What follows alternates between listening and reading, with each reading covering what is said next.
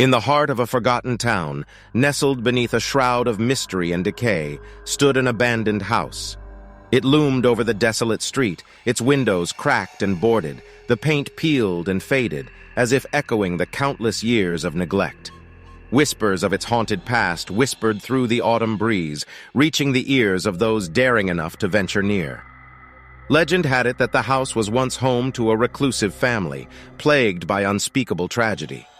Tales whispered of a dark presence that dwelled within, feeding on the souls of the innocent. The townsfolk, fearing the unknown, avoided the house like a shadow in the night.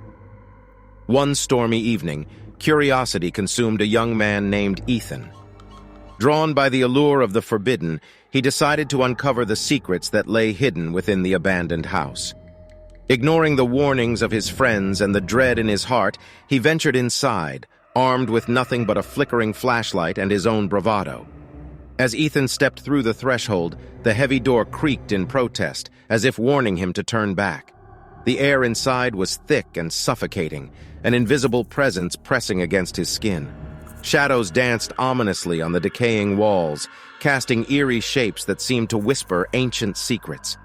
Every creak of the floorboards echoed through the empty halls, each step a reminder of the house's long-forgotten inhabitants.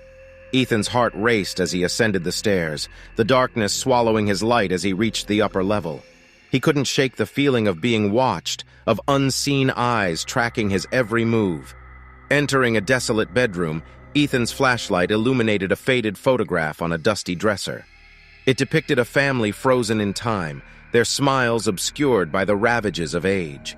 Intrigued, he picked it up, only to feel a chill crawl up his spine. The eyes of the family in the photo seemed to follow him, their expressions morphing into a haunting blend of despair and malice.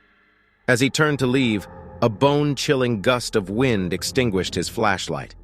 Panic gripped him as the room plunged into darkness.